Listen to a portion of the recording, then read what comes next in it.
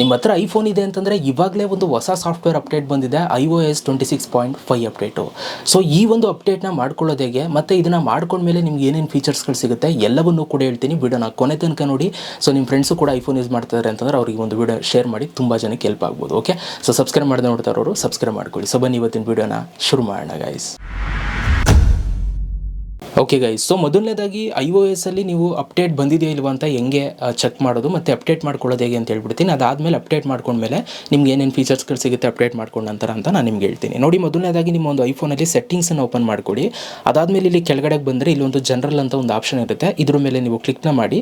ಇಲ್ಲಿ ಕ್ಲಿಕ್ನ ಮಾಡಿ software update ಅಂತ ಒಂದು ಆಪ್ಷನ್ ಇದೆ. ಈ ಒಂದು ಆಪ್ಷನ್ ಮೇಲೆ ಕ್ಲಿಕ್ನ ಮಾಡಿ. ಸೊ ಇವಾಗ ನೀವು ನೋಡ್ಬೋದು, ನನಗೆ iOS 26.5 ಅಪ್ಡೇಟ್ ಬಂದಿದೆ. 12.55 GB ಇದೆ. ಓಕೆ, ನನ್ನ ಫೋನು ಐಫೋನ್ 15 Pro Max. ಒಂದೊಂದು ಮಾಡೆಲ್ಗಳಿಗೆ ಐಫೋನ್ಸ್ಗಳಿಗೆ ಅವ್ರದ್ದೇ ಆದಂಥ ಒಂದಷ್ಟು ಇದರಲ್ಲಿ ಡೇಟಾದಲ್ಲಿ ಬಂದಿರುತ್ತೆ. ಸೊ ನನಗೆ ಬರೋಬ್ಬರಿ 12 GB ಇದೆ. ಓಕೆ, 12.5 GB ಅಂತ. ಸೊ ಇಲ್ಲಿ ಅವರು ಕೆಳಗಡೆ ಕೊಟ್ಟಿದ್ದಾರೆ, this update introduces support for end to end encrypted RCS beta messaging and a downloadable pride luminance wallpaper along with enhancement bug fixes and security updates for your iPhone ಅಂತ ಇಲ್ಲಿ ಕೊಟ್ಟಿದ್ದಾರೆ. So ಇಲ್ಲಿ ಕೆಳಗಡೆ update ನಾವು update tonight ಅಂತಿದೆ. So ಇಲ್ಲಿ ನೀವು update ನಾವು ಮೇಲೆ ಕ್ಲಿಕ್ನ ಮಾಡಿದ್ರೆ ಸೊ ನಿಮ್ಗೆ ಅದು ಆಟೋಮೆಟಿಕಲಿ ಡೌನ್ಲೋಡ್ ಆಗೋದಕ್ಕೆ ಸ್ಟಾರ್ಟ್ ಆಗುತ್ತೆ, ಹೊಸ ಸಾಫ್ಟ್ವೇರ್ ಅಪ್ಡೇಟ್ ಆಗೋದಕ್ಕೆ ಸ್ಟಾರ್ಟ್ ಆಗುತ್ತೆ. ಸೊ ನಾನು ಇವಾಗ ಇದನ್ನು ಅಪ್ಡೇಟ್ ಮಾಡ್ಕೊಡ್ತೀನಿ. ಅದಾದಮೇಲೆ ನಿಮಗೆ ಏನೇನು ಫೀಚರ್ಸ್ಗಳು ಸಿಗುತ್ತೆ ಅಂತ ಇವಾಗ ನಾನು ನಿಮಗೆ ತೋರಿಸ್ತೀನಿ, ಬನ್ನಿ ನೋಡೋಣ. ಅಪ್ಡೇಟ್ ಮಾಡ್ಕೊಂಡ ನಂತರ ಫಸ್ಟು ಸಿಗುವಂಥ ಒಂದು ಹೊಸ ಫೀಚರ್ ಏನಪ್ಪ ಅಂತಂದರೆ, ನಿಮ್ಮ ಒಂದು ಐಫೋನಲ್ಲಿ ಸೆಟ್ಟಿಂಗ್ಸನ್ನು ಓಪನ್ ಮಾಡ್ಕೊಳ್ಳಿ. ಸೆಟ್ಟಿಂಗ್ಸ್ನ ಓಪನ್ ಮಾಡ್ಕೊಂಡು ಹಾಗೆ ಕೆಳಗಡೆಗೆ ಬಂದರೆ ಇಲ್ಲಿ ಆ್ಯಪ್ಸ್ ಅಂತ ಇರುತ್ತೆ. ಸೊ ಆ್ಯಪ್ಸ್ ಮೇಲೆ ನೀವು ಕ್ಲಿಕ್ನ ಮಾಡಿ. ಇಲ್ಲಿ ಮೆಸೇಜಸ್ ಅಂತ ಒಂದು ಫೋಲ್ಡರ್ ಇರುತ್ತೆ. ಆ ಫೋಲ್ಡರ್ನ ನೀವು ಇಲ್ಲಿ ಓಪನ್ ಮಾಡ್ಕೊಳ್ಳಿ. ಸೊ ಇಲ್ಲಿ ಮೆಸೇಜಸ್ ಅಂತಿದೆ. ಸೊ ಈ ಒಂದು ಫೋಲ್ಡರ್ನ ಓಪನ್ ಮಾಡಿಕೊಂಡ್ರೆ ಸೊ ಹಾಗೆ ಇಲ್ಲಿ ಕೆಳಗಡೆಗೆ ಬನ್ನಿ. ಸೊ ಇಲ್ಲಿ ಕೆಳಗಡೆಗೆ ಬಂದಾಗ ಇಲ್ಲಿ RCS ಮೆಸೇಜಿಂಗ್ ಅಂತ ಒಂದು ಆಪ್ಷನ್ ಬರುತ್ತೆ. ಸೊ ಇದ್ರ ಮೇಲೆ ಕ್ಲಿಕ್ನ ಮಾಡಿದ್ರೆ ಸೊ ಇಲ್ಲಿ ನಿಮಗೆ ಒಂದು ಎಂಡ್ ಟು ಎಂಡ್ ಎನ್ಕ್ರಿಪ್ಟೆಡ್ ಅಂತ ಅಂದ್ಬಿಟ್ಟು ಒಂದು ಹೊಸ ಒಂದು ಆಪ್ಷನ್ ತೋರಿಸುತ್ತೆ. ಸೊ ನನಗೆ ಇಲ್ಲಿ ಇನ್ನೂ ಬಂದಿಲ್ಲ. ಸೊ ಬೇಟಾ ವರ್ಷನ್ ಅವ್ರಿಗೆ ತುಂಬ ಜನಕ್ಕೆ ಇದು ಬಂದಿದೆ. ಸೊ ಇದು ನಿಮಗೆ ಬಂದಿದೆ ಅಂತಂದರೆ so end to end encrypted. So ನಿಮ್ಮ ಒಂದು ಮೆಸೇಜಸ್ಗಳನ್ನ ಐಫೋನ್ ಅವರು ನೋಡೋದಕ್ಕಾಗಲ್ಲ.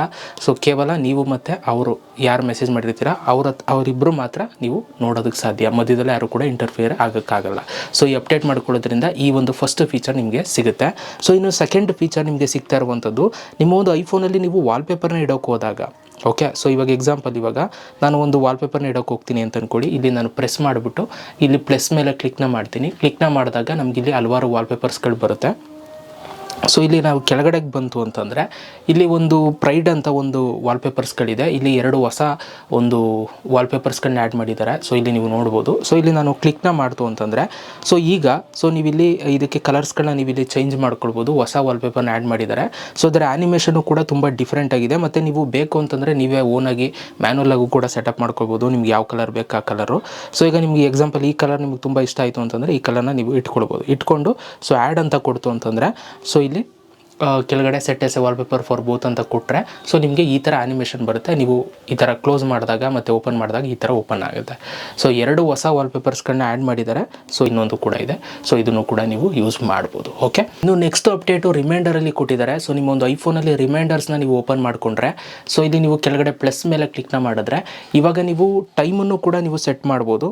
ಓಕೆ, ಸೊ ಈಗ ಎಕ್ಸಾಂಪಲ್ ಏನೋ ಒಂದು ಇಟ್ಕೊಳ್ತೀರಾ ಅಂತಂದರೆ ಸೊ ಅದಕ್ಕೆ ನೀವು ಟೈಮನ್ನು ಇಟ್ಕೊಳ್ತು ಅಂತಂದರೆ ಸೊ ಈಗ ಆ ಒಂದು ಟೈಮನ್ನು ಕೂಡ ನಿಮಗೆ ಇಲ್ಲಿ ಕೆಳಗಡೆ ರಿಮೈಂಡರ್ಸಲ್ಲಿ ನಿಮಗೆ ಟೈಮನ್ನು ಕೂಡ ತೋರಿಸುತ್ತೆ. ಸೊ ನೀವು ಇಲ್ಲಿ ನೋಡ್ಬೋದು.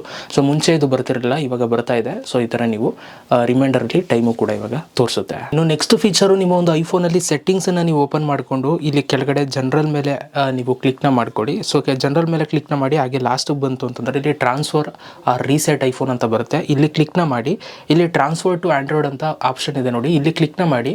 ಇವಾಗ ನೀವು ನಿಮ್ಮ ಒಂದು ಆ್ಯಂಡ್ರಾಯ್ಡ್ ಫೋನ್ಗೆ ಸೊ ನೀವು ಮಂತ್ಲಿ ವೈಸು ನೀವು ಶೇರ್ ಮಾಡ್ಕೊಡ್ಬೋದು. ಅಂದರೆ ಸೊ ಈಗ ಲಾಸ್ಟ್ 3 ಮಂತ್ಸು ಅಥವಾ ಲಾಸ್ಟ್ 1 ಮಂತ್ ಡೇಟಾ ಮಾತ್ರ ಶೇರ್ ಆಗಬೇಕು ಅಂತಂದರೆ ಸೊ ಅದನ್ನು ನೀವು ನಿಮ್ಮ ಒಂದು ಆ್ಯಂಡ್ರಾಯ್ಡ್ ಫೋನ್ಗೆ ಇವಾಗ ನೀವು ಶೇರ್ ಮಾಡ್ಕೋಬೋದು. ಮುಂಚೆ ಇದನ್ನು ಮಾಡ್ಕೊಳ್ಳೋಕ್ಕಾಗ್ತಿರಲಿಲ್ಲ, ಇವಾಗ ನೀವು ಇದನ್ನು ಮಾಡ್ಕೊಳ್ಬೋದು ಗೈಸ್. ಇದಿಷ್ಟು ಅಪ್ಡೇಟ್ಸ್ಗಳ ಜೊತೆಗೆ ನಿಮ್ಮ ಒಂದು ಐಫೋನಲ್ಲಿ ಏನಾದರೂ ನೆಟ್ವರ್ಕ್ ಸಮಸ್ಯೆಗಳಾಗ್ತಾಯಿತ್ತು ಅಂತಂದರೆ ಆ ಒಂದು ಪ್ರಾಬ್ಲಮ್ಸ್ಗಳನ್ನ ಫಿಕ್ಸ್ ಮಾಡಿದ್ದಾರೆ. ಆ್ಯಂಡ್ ಅದ್ರ ಜೊತೆಗೆ ಬ್ಯಾಟ್ರಿ ಇಶ್ಯೂಸ್ಗಳಾಗ್ತಿದ್ದವ್ರಿಗೆ ಸೊ ಬ್ಯಾಟ್ರಿ ಇಶ್ಯೂಸ್ಗಳನ್ನು ಕೂಡ ಫಿಕ್ಸ್ ಮಾಡಿದ್ದಾರೆ.